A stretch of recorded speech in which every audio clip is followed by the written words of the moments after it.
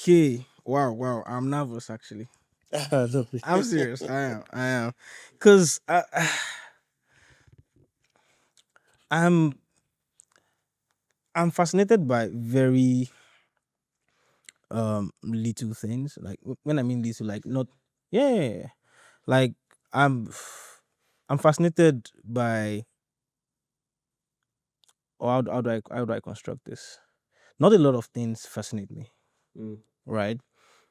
And what people expect me not to like react to in a way is what I literally react to because I totally I'm very when I see a piece of work, yes, the work is great and it's good. So yes, that's the first point of entry for me. But then I try to play the behind the scene. I try to think of the process. And sometimes I just can't figure it out. And that just keeps me in a constant state of awe. Like, how would this person think about this? How did and sometimes even when I figure it out and I'm like, why didn't I think about this? You know, the work you do, um, maybe as in the course of our conversation, I understand the level of risk, you know, why you do them, and then the business behind it, you know.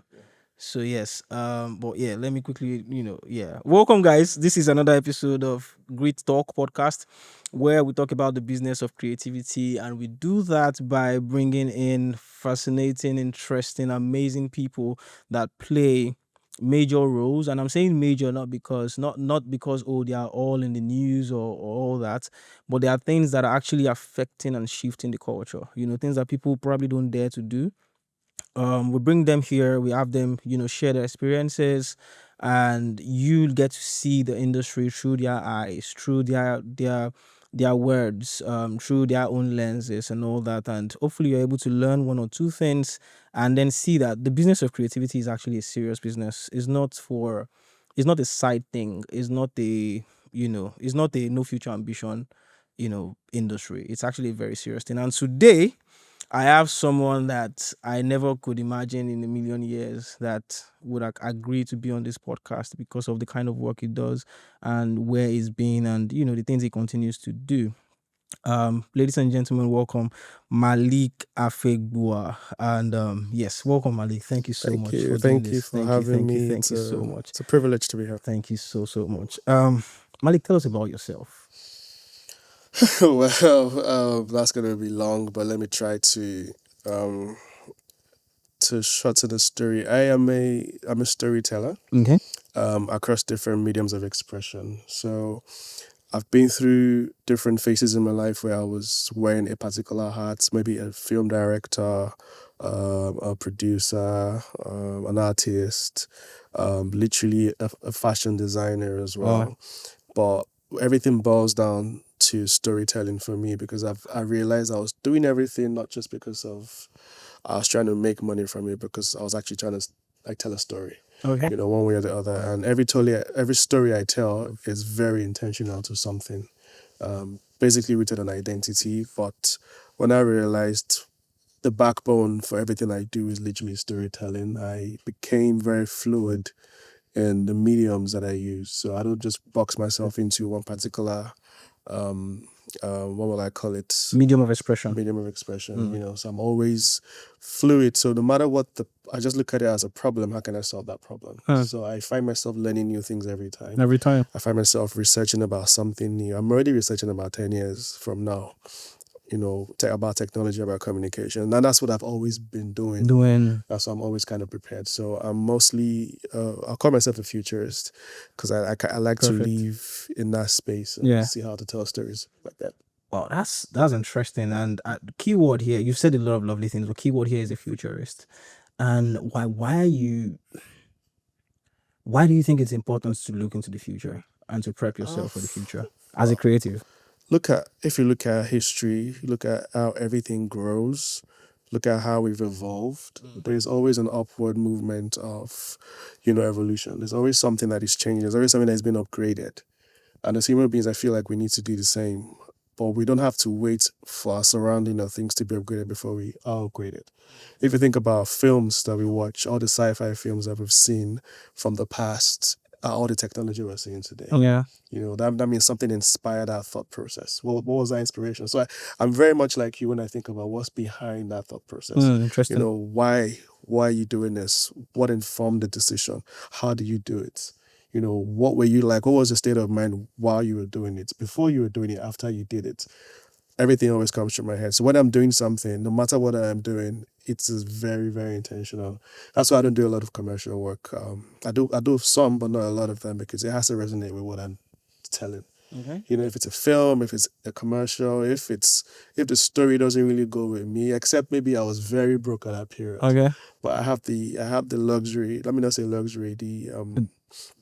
I'm blessed enough to be able to choose the kind of work that I do. That you do. It was never always like that. I was in a 9 to 5. I was doing a bunch of other things. But when I realized that, so I took some time out to ask myself and just put it out there about, why am I here? What am I doing?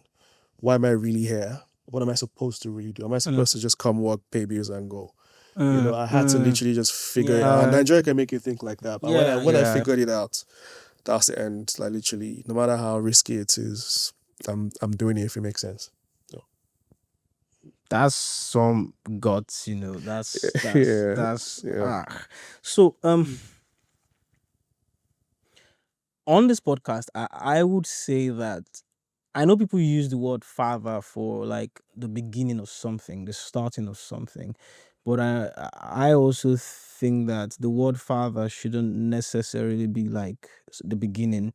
Father could also be like someone who is putting a different perspective to something. So that, we normally would do this way, this way, this way, this way, and someone comes in and tries to do it in a different way and is beginning to affect and influence culture, right? In Nigeria, at least that I know of, I dare to say maybe Africa, right? But in Nigeria, I think that I would call you the father of AI. Oh, come on. Yeah, and the reason I'm saying this is because I was showing somebody your work yesterday. I went for a meeting and we're just talking, and I just started to talk about you, and I was like, "Oh, is this person?" Da, da, da. And I showed her some of your work. I just was like, she AI Lily. Like, is this AI? No, this is not AI. This is a real person. Da, da, da, da. I'm like, no, it's AI. It's not a real person. This person, it was like, so how did he come about getting these features, like this face? Why is it so this that that's not something we see a lot. So yeah, that's why I would say, you are this person. Tell me about your process. And then when I mean your process, I mean, what makes you, how do you just sit down? What's a typical day like for you when you're creating? Wow, that's very messy. A typical day, I can only tell you about that if I can explain how my mind works, and I can't explain how my mind works. That's fine. Fair enough. I went through primary school living in my head like I was very much of a daydreamer. I always used to, I always wonder how I went through school, because I live a lot in my head. I could be having a conversation with you and I'm miles away somewhere else, but when I come back, I could tell you everything you spoke about. Interesting.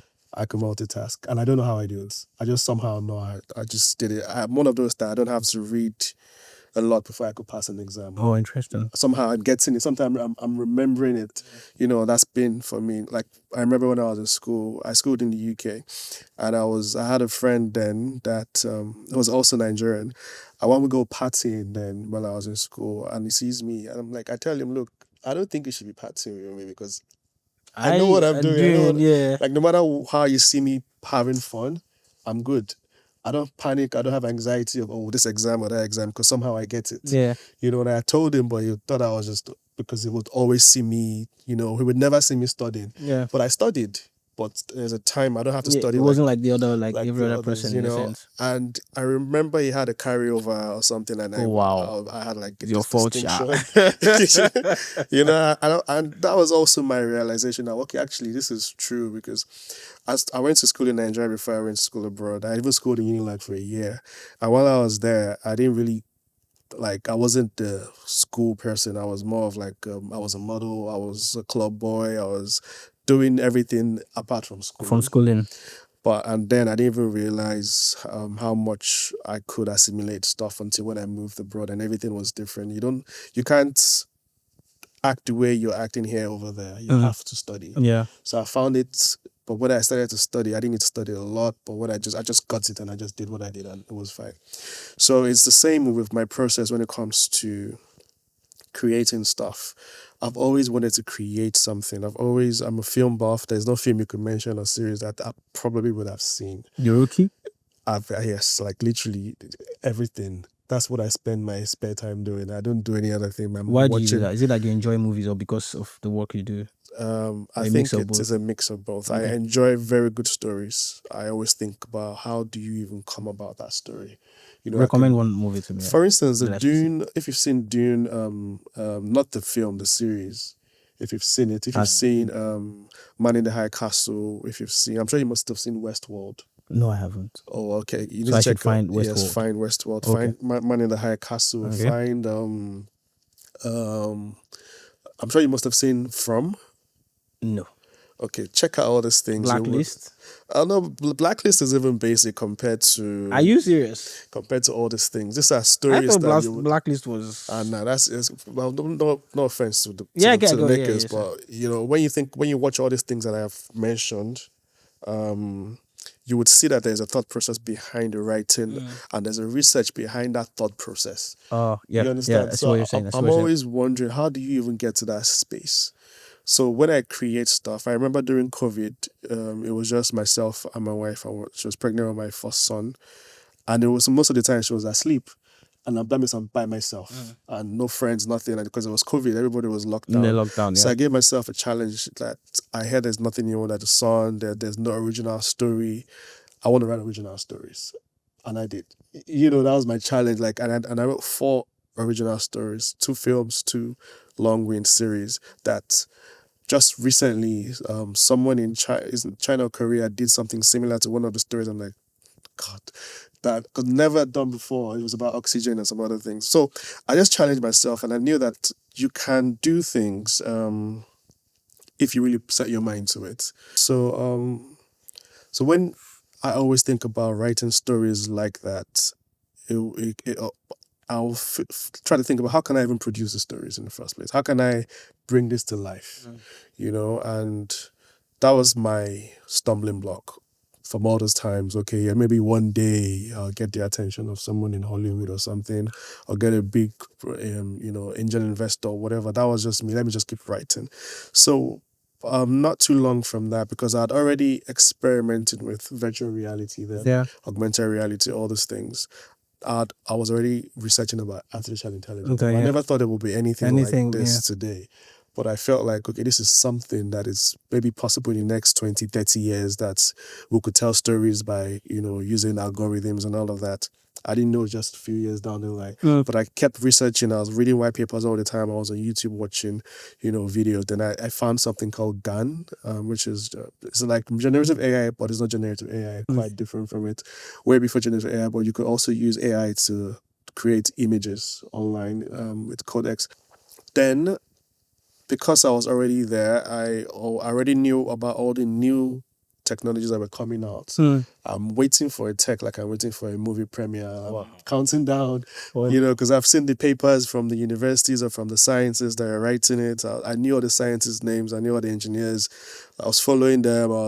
You would think I was crazy. I thought I was crazy then, but to me it was fascinating of what could be. Yeah. I'm a sci-fi buff. I'm all of that. Then I found the first ones that I got access to. I could create very, very abstract images. This was like 5 years ago. Okay. Very abstract artwork. And I was excited that, wow, this is... Then I kept on with that up until we started something called generative AI. So while that came up, in Africa, literally, nobody even knew what generative AI was. But I was... This is the first time I'm hearing about it. Experiment. And so that generative AI is all over the ChatGPTs, all the Midjourneys, all the... that's what it's become today. Okay. So I was there.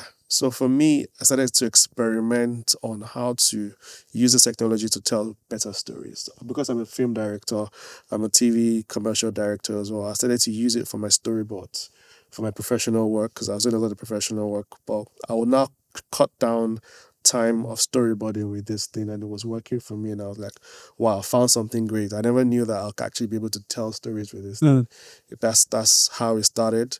So, and whenever I'm trying to tell anything that is visual that anybody else will see, it's rooted on that same thought process I have to when I'm thinking about other writers or directors, what informed it.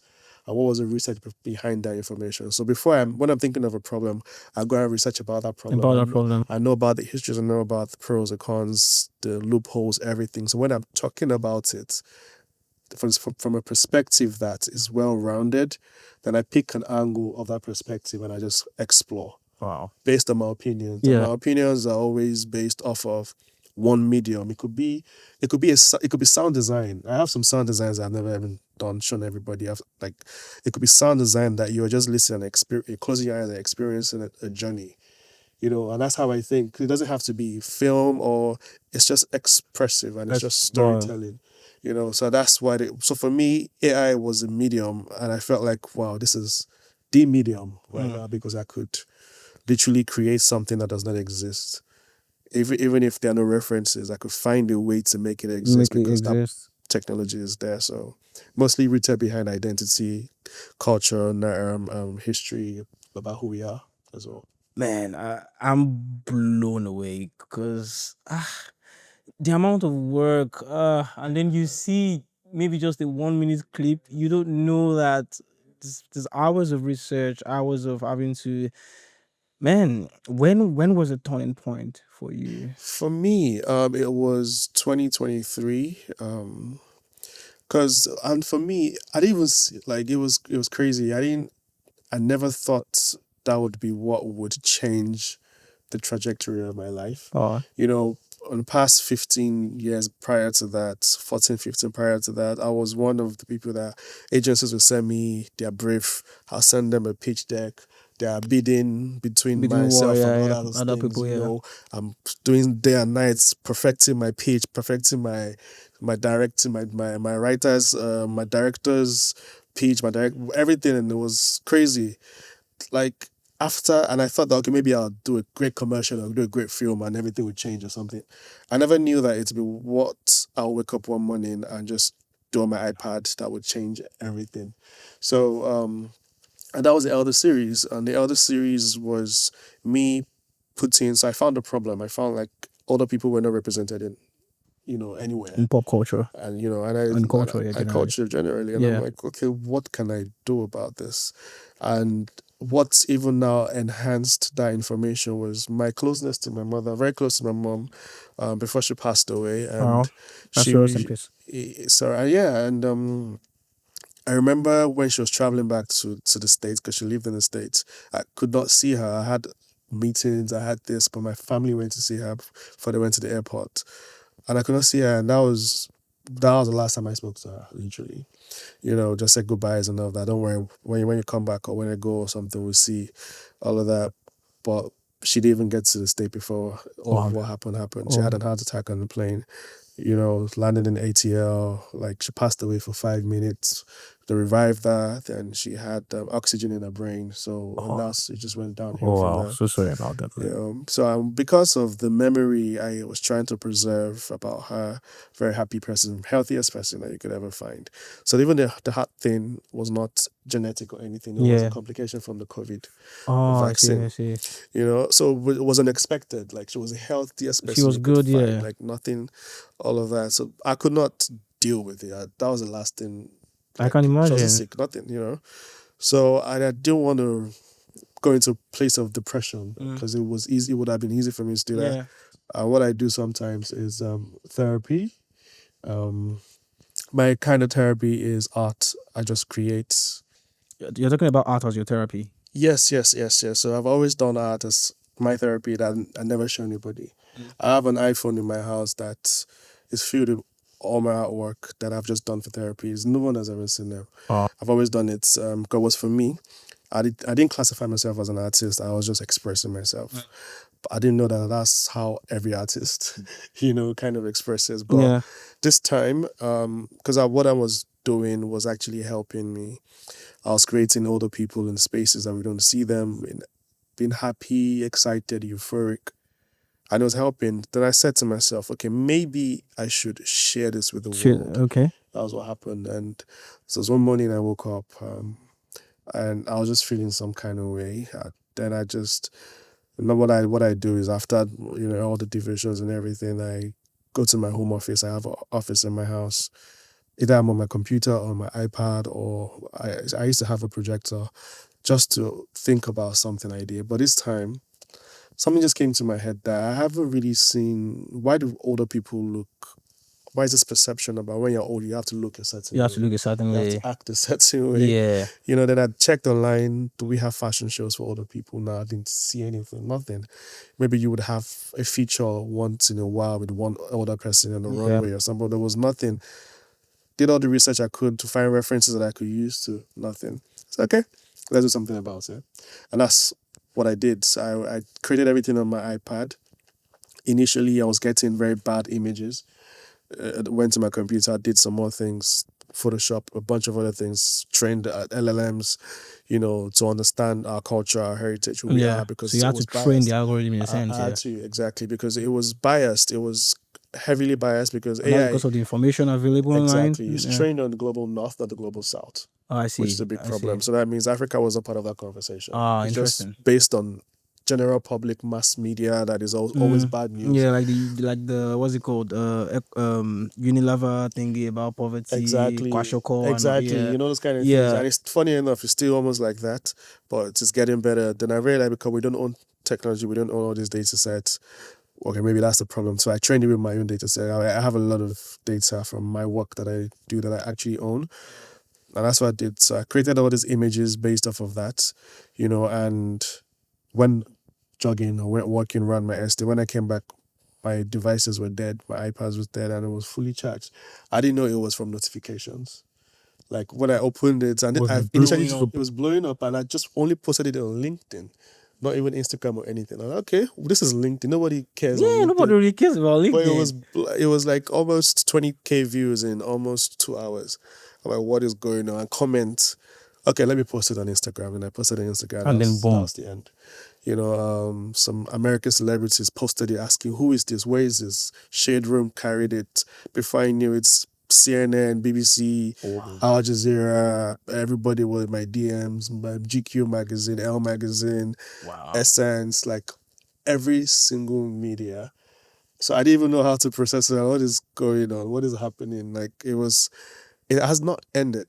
Like I still had an interview yesterday, from a foreign Still media based on the about other still serious based on thing. the other series. Like sometimes I try to interject my new projects. Like, bro, I have other things. Let this go. But and I realized how powerful it was. I had messages from people from all over the world. I'm talking about people in their 80s, their 70s. Yeah, cause it was mind blowing. People praying for me, older people praying for me, people's grandkids saying my grandfather had not and then smiled. stories will begin to come out. Exactly, like a lot. If sometimes when I go through the stories, I'm like, wow. It's crazy. And anywhere I go in the world, me that I was thinking, anywhere I go, they know that project. It was because it was worldwide. See, as I was introducing you to someone, immediately I thought about the other series. Clicked. It clicked, and it was an unexpected. I had DMs from people in Hollywood to work on projects with them. I have a lot of celebrities that follow me on Instagram. I'm talking about people that I watch on screen in Hollywood. And it was, till today, I've still not processed it because it's still unreal to me. And it happened very fast. Like last year, I think I'll probably be in the country maybe 20% of the time last year because I was everywhere doing one keynote or the other or something, one talk or the other. But that's where it changed. So all those people that I was speaking to in the past, they're all the ones in my DMs today asking, when are you free? When are you free? They won't work. And you're able to choose. Do you understand? That's such a blessing, man. And and it was never, so that's why I just keep telling people, just keep doing what you're doing, regardless of the noise or just do, man. Like the world, to me, it's like a blank canvas. If you're true to what you're doing, if you're good at what you're doing as well, you harness your skills and you're being intentional about that thing as well, you go far. Nothing can stop you. Is what I think. Um, I think that my thought of who you are, and the work that you do was at a particular very healthy eye level. But like after this, bruv, because I mean, if it's okay to me put this out there, as much as you're in Nigeria, you're like on the Sundays you're in church. So like I see you in church, and I know your wife, and so yeah, it's very easy to just think, oh, you know.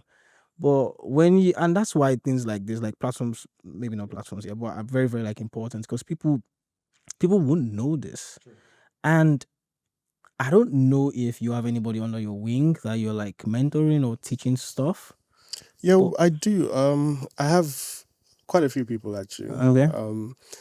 But I'm trying to make out time to do proper, like a once in a month kind of thing that I'm talking to people about. Yeah. Because while I was talking to you, I had some DMs that I was trying to read, and I'm like, oh gosh, this is long, and I have that a lot, and I don't know how to respond to them. So the best way to speak to everybody, maybe show you how to approach this technology, and generally how to approach storytelling. Like every other parts of the world, America, anywhere you see, they have good PR. That is why people want to either go there or think it's a greener, place or anything. They tell their stories from an intentional point of view. Yeah. We don't do that here. We here in this side of the world, we tell our stories based on how we are trying to either make money, or we're trying to talk about the problems or whatever. We can't focus on the problems every time. Yeah. We have to create an aspirational space to where we're yearning to be. Yeah. And that's how I'm thinking about storytelling. Because if you don't even know where you're supposed to go to, when you get the resources you're looking for, you probably squander it on nonsense. That's why we see some grass to grace stories. When they get to the grades, they change, or they become someone else. Or something, or they even know they start to become depressed. Yeah. All that, because you don't even know what you're meant to The essence, be doing. you don't know. Yeah. So the approach is one thing. You have to be intentional about it. You need to understand your history has been suppressed. Your history has been retold by other people. How can you correct that? How can you change the mindset of people in your community and yourself? Because identity crisis is a big thing. Imposter syndrome is a big thing. And that's just all based on we don't know who we really are, the kind of power that we have. So I like to approach, stuff like maybe mentorship and stuff from that point of view first. Yeah. Then skills. Will come definitely. Yeah. And your skill could be anything. Yeah. But you just need to know how to find your superpowers and use that superpower for it. Like I remember when I was just doing everything. I was a wedding videographer. I was this, I was that. But everything has a peak when you're doing certain things. But when you put yourself above all those things and make it look like I'm solving a problem. Yes. You see that many answers will be, and like many questions will be answered. You would find yourself not being broke anymore. Go one way or the other. There's a need somewhere for something that you don't even know where it's coming from. Yeah. So yes, I do. And some people need to be 9 to 5, some people don't. I was in a 9 to 5, very good job, very good salary. And I just woke up and I quit one day. Wow. And even my then CEO, even my wife was asking, what is going on? Okay? But yeah. But I just like to, I don't want to call it the gut feeling, but I know I listen to myself when I feel that something is not right or something is right or what I'm supposed to do, and it's worked for me over time. Yeah. Man, this is good, and I'm happy to hear that you actually, are taking people under your wings and finding ways to share what you have, and even the method at which you're going at it. It's not just about showing them how to use AI or whatever. Exactly. It's about like the source, because at the end of the day, skill is something that everybody can acquire, right? But what makes you different? What makes you stand out? Are you doing this, from the right point of view and stuff? My next question would be, how do you then introduce business into this? How do you, because we've talked about creativity, we've talked about how creative you can be, how your mind works and all that. How do you consolidate this whole thing and make it a business? Well, thankfully, I have this experience of already owning a business before. There's buzz of creative AI space and all of that. So I still use that same practice. Okay. There's still a process. There's still like people in my company that do certain things that they have to do. I'm not a finance person. I'm not the one that will start talking to you about this budget, that budget, or so I just stick to my creative side. And I have other people You that have do people in everything. I have place the that accounts. I have the project managers. There's a what's it called? there's a process structure. A structure. Yeah. And if I do everything myself, I'm burning out. Yeah. Not even getting or earning what I really want to do. If you're an artist, you need to find a way to create an IP for your project. Sure. You need to copyright your projects, the ones that need copyrights. You need to have a business structure, a rate that you take, either it's a daily rate or project rate or anything. It's all there. And because AI was new, I remember a big company, a multinational company, wanted us to create something, and because they thought it was fast and easy, it would be cheap. To make it understand, it's not cheap. No, it's not. They actually paid more than they would pay regular for when you're using people, having to would do it. So I had to change their mindset, and that's what I'm also trying to change with people, that don't make it look like a cheaper avenue. Yeah, it's not a cheaper avenue. It's just a tool that you can, it either enhances your process or shows you something else. So that mindset is very key, that no matter what or how good or fast this technology is, there's still a business side to it. There's still a way you can have structure. There's still a way you can price. You can still a way. So there's something you should know as well. People approach AI from different points of view. It's like you could just put in a prompt and get a result. That's one thing, but you could have it as just a tool, as part of your process. So you're not giving out what AI gives you. You're just controlling what. And you can copyright anything that is above 60% your work, 70% your work, and the rest could be any other thing. The way we do with Photoshop, films, and everything. So that's how I do myself. I've sold images to Cadbury and a bunch of other people for like a lot of like good license money and all of that. And I wouldn't have done that if I couldn't copyright it or prove that you own it. that I own it as well. Interesting. So there's a business side, very lucrative. That was my next question actually. Like you read my thoughts. Yeah, go on. Very, very. I'm not gonna lie to you. I don't stress as much as I used to stress. Wow. When I was doing TV commercial. And when I was doing TV commercial, I was doing very high budget TV commercials. I'm talking American Express, I'm talking Bet Nigeria, I'm talking, Access Bank. And I still do TV commercials, but when I'm creating with AI, I don't have to go to a big set, and I'm still earning almost the same amount that I do in days rather than doing weeks. Stuff. So it's very, as long as you know what you're doing. 80% of my income doesn't come from Nigeria, by the way. Wow. I need to say that. It does not. So, which is something that we need to start thinking about here as well. Like, I almost moved out of the country January this year. Please don't go. No. I wouldn't. I only did that because at the end of the year, I saw that majority of my income was not from Nigeria. I thought, okay, what if I wasn't getting these external jobs? I'll be broke. Right. And it's crazy. And I feel like I have a responsibility here. Apart from all the jobs that I'm doing, I understand that the heavy bias in the AI space is going to affect us in 10 years. When we get to AGI, when we get to a space where technology is making decisions for us, we don't have control over it because we're still chasing after it. Yeah. There's no sense of ownership. We don't own anything. And that's a big problem. So let me do something about it. I'm hopefully, maybe one day we won't be facing colonization 2.0. Based on technology. Right. Right. Circling back to the mentorship and teaching thing, have you thought of, or are you open to doing it in a way that is a lot more, maybe structured is not the way, but like a series of lessons in a sense, Of course. and even making people pay for it? No, definitely. I have a lot of offers from a lot of organizations that want me to collaborate with them for money. My only problem had been time, so I'm just setting out the time properly to do that. To do properly, because AI is very massive, and it touches every industry, literally everything. But if you don't know how to start and how to approach it, it's just be garbage in, garbage out. There is a process. You first of all need to understand how the technology works first, then every other thing. But 100%. What would be your advice to a young chap, or even old, or not young in terms of like experience, like you're trying to come into the industry. So with first question, would you say that you can get into this industry at any age you are in your life? One. Secondly, what would be your advice to someone who's just starting out? I think that's the appropriate expression. So someone who's just starting out, what would be your advice to them? I would say it's okay to make mistakes. Oh, You have to experiment. We are all here for the first time in this world. Nobody has a playbook on how the world works. yeah. Like literally nobody, you will go to school to learn how to be a doctor, but in this new world, we have the internet. We have resources that we could just go on our computers and phone and learn skills. No matter who you are, what your experiences, your backgrounds are, you need to upgrade those skills because the world is changing and technology is taking over a lot of things. It's okay to make mistakes. It's okay to experiment and keep experimenting, but be intentional about what you're trying to create, why you're trying to create it, who you're creating for. Yeah. What's why, who, and how does it affect you and people around you.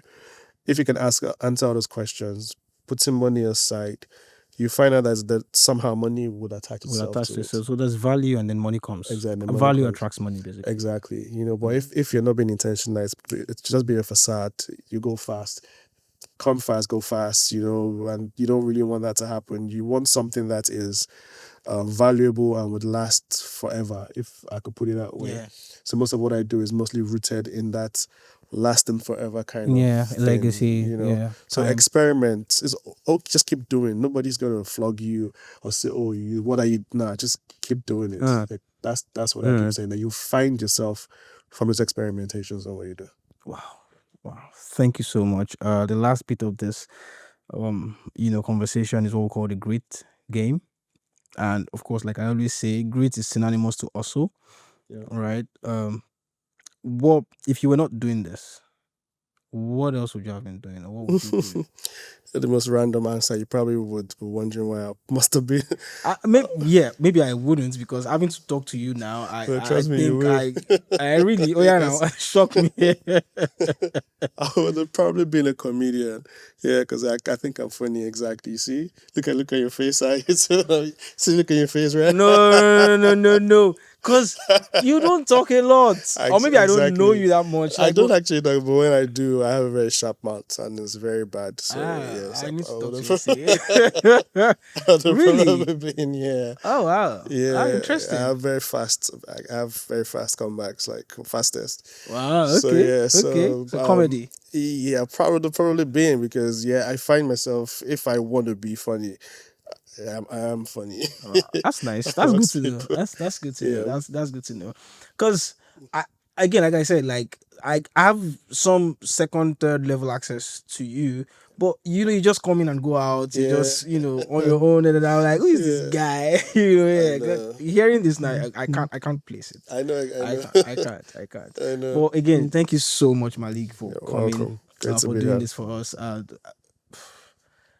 We should talk. We'll talk more. Definitely. We'll talk more. Thank you so much. Thank you so much. And please, just keep doing what you're doing. And I'm not saying this for you, because I'm, again, like I said, father of AI. But I think that we need to start opening other. I was talking to someone before you came in, like the soft power thingy. We need to start opening other. We don't have enough doctors, of course. We don't have enough this, but there is a life, in creativity. There is a life in this, and you can actually make a very good and healthy life, and 100%. The impact is quicker in a sense. Do you get what I mean? Like, look at the stories you heard because of the elder series. Look at the lives that you touched. Look at how that, and in fact, maybe some of those stories you heard would inspire other stories that you like to tell. Exactly. In a sense, one thing popped up. Sorry, we'll finish in a bit. Do you think that AI, like what you do, telling stories, short clips and stuff, do you think it will take the place of actual human movie? If you know what I mean by actual movie? I don't think so. Even not just in the creative space, but I do think that someone AI won't replace a job, but someone using it will replace you. Yeah. Okay. There's still very much a lot of essence with human beings doing things. There is no AI without human beings. Correct. Like there's no the output will just be robotic and generic. There's no emotion. No matter how much you can simulate emotion, it's not human It's not human emotions. emotions. It's not based on the chemicals in the bodies, which is slightly unpredictable sometimes, or very predictable sometimes, but very human, very imperfect. Yeah, AI very is, raw. Yeah, AI is very perfect. very So refined. Yeah. exactly, we can use it as an enhancement, not a replacement. Oh, okay. To ourselves. It's very key. Like we understand that this is adding to what we already do, not replacing it. Interesting. So and that's how we have to approach it. People try to replace and they find problems. Problems. There I are see. there are bigger companies in the US right now that are trying to solve the problems AI caused for them because they replaced their staff with AI. Yeah. So now they're paying human beings to come and correct all those problems. See. So we need to understand we can't rush into this thing because it is exciting. It's great. No, we need to know how to navigate that space. Yeah. Useful advice. Thank you so much again. Thank you. You're welcome. Thank you so Great much to for be coming. here. And that's the end, guys. Thank you so much for sticking with us. I'm sure that this is definitely going to you're going to learn a thing or two, three, four, five, six uncountable stuff with this particular episode. Cheers, guys. Bye.